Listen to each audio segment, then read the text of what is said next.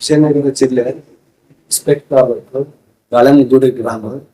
ಇದು ನರ್ಸರಿ ದುರ್ಗಾದೇವಿ ಅಂತ ಹೇಳಿ. ಎಮ್ಮ ಮೂಲತಃ 30 ವರ್ಷ ಕೆಳಗಡೆ ಹಳ್ಳಿಯಿಂದ ಬಂದ ನಮ್ಮ ಊರಿನ ಮುಖಂಡರು ಎಲ್ಲರೂ ಒಂದು ಚಿಕ್ಕದು ಸೀಟ್ ಮನೆ ಹಾಕಿ ಅಲ್ಲಿ NH5 ಹೋಗಿದ್ದಿಲ್ಲ, ಅದು NH13 ನಲ್ಲಿ ಚಿಕ್ಕದೊಂದು ಸೀಟ್ ಹಾಕಿ ಇಟ್ಟಿದ್ರ.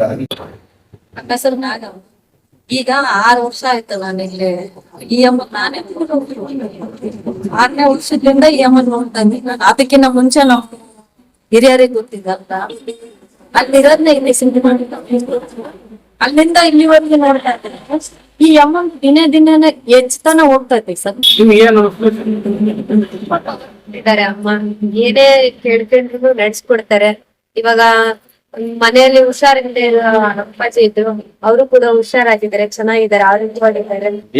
ಓದ್ತಾರ ಏನಿಲ್ಲ ಅವ್ರಿಗೆ? ನೀವು ಓದ್ತಾರೆ, ಚೆನ್ನಾಗಿ ಓದ್ತಾ ಇದಾರ. ಮತ್ತೆ ಏನ್ ಕೇಳ್ಬೇಕು ಈಗ ದೇವ್ರ ಅಂತ? ಮತ್ ಮುಂದಕ್ ಓದ್ಬೇಕಂತ ಕೇಳ್ತಾರೆ. ಓದ್ಸನ ಬೇಡ ಏನ್ ಮದ್ವಿ ಮಾಡೋಣ ಅಂತ ಕೇಳಕ ಗಾಳೆಪ್ಪ ಅಂತ ಹೇಳಿ ಕರ್ನಾಟಕ ರಾಜ್ಯ ರೈತ ಸಂಘ ಸದಸ್ಯ ಜಿಲ್ಲಾಧ್ಯಕ್ಷರು. ನಮ್ದು ಗಾಳಂಗುಡಿ ನಿವಾಸ, ಹೊಸಪೇಟೆ ತಾಲೂಕು, ವಿಜಯನಗರ ಜಿಲ್ಲೆ, ಗಾಳಂಗುಡಿ ಗ್ರಾಮದಲ್ಲಿ ದುರ್ಗಾದೇವಿ ಇವತ್ತು 30 ವರ್ಷ ಆಯ್ತು ಈ ಅಮ್ಮನ ಇದೇ ಪ್ರತಿಷ್ಠಾಪನೆ ಆಗಿ. NH13 ಕಟ್ಟಾದ್ಮೇಲೆ 6 ವರ್ಷ ಹಿಂದ್ಗಡೆನೆ ಇದು ಹಿಂದಕ್ಕೆ ನಾವು ಆ ಮೂರ್ತಿಗಳೆಲ್ಲ ಹೊಸ ಮೂರ್ತಿಗಳು ಮಾಡಿ ಎಲ್ಲ ಅಭಿಷೇಕ ಮಾಡಿಸಿ ಎಲ್ಲ ಒಂದೊಂದ್ರೆ ವರ್ಷಕ್ಕೆ ಬಂದು, 2 ವರ್ಷಕ್ಕೆ ಬಂದು, 3 ವರ್ಷಕ್ಕೆ ಬಂದು 5 ಮೂರ್ತಿಗಳು ಆಗಿರಲ್ಲ. ಇವತ್ತು ಅತಿ ಹೆಚ್ಚಿಗೆ ನಾವು 2019 ನಾವೇ ದೇವಸ್ಥಾನ ಕಟ್ಟಡ ನಿರ್ಮಾಣ ಮಾಡಿಸಿರೋದು.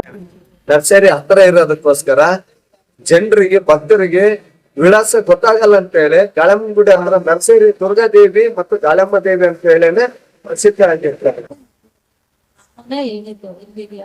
ಅಲ್ಲಿ ಏನ್ ಮಾಡಿದ್ರು, ಇಲ್ಲಿಂದ ಅದೇ ತರ ಮಾಡಿದ್ವಿ. ಇಲ್ಲಿಗೆ ಬಂದ ಜನನೆಲ್ಲ ಅಲ್ಲಿ ಕಳಿಸ್ತಾರೆ ಅಂತಂದ್ರು. ಲಿಂಗಿ ಪೂಜೆಲಿಂದ ಬರುವಾಗ ಅವ್ರು ಹೇಳಿದ್ರಂತ. ಅವಾಗಿಂದ ನಾವು ಇಲ್ಲಿ ಕಳಿಸ್ತೀವಿ, ಬಂದ್ ಹೋಗ್ತಾರ ಎಲ್ಲಾರು. ಅಲ್ಲಿಗೆ ಏನ್ ಬರ್ತಾರೋ ಅವ್ರೆಲ್ಲಾರು ಇಲ್ಲಿಗೆ ಬಂದ್ ಹೋಗ್ತಾರ. ನಾವು ಬೆಳಗ್ಗೆ ಅಲ್ಲಿಂದ ಬರ್ತೀವಿ, ಮಂಗಳವಾರ ಶುಕ್ರವಾರ ಹೊಸಪೇಟೆಯಿಂದ ಬರ್ತೀವಿ. ಇಲ್ಲಿಗೆ ಬಂದ ತಕ್ಷಣ ಅಲ್ಲಿ ಮುಗಿಸ್ಕೊಂಡ್ ಸೀದಾ ಇಲ್ಲಿಗೆ ಬರ್ತೀವಿ. ಇಲ್ಲಿಗೆ ಬಂದು ದೀಪ ಹಚ್ಚಿ ಹೋದ್ಮೇಲೆ ಅಲ್ಲಿ ನಾವು ಪೂಜಿಸ್ಕೊಂಡು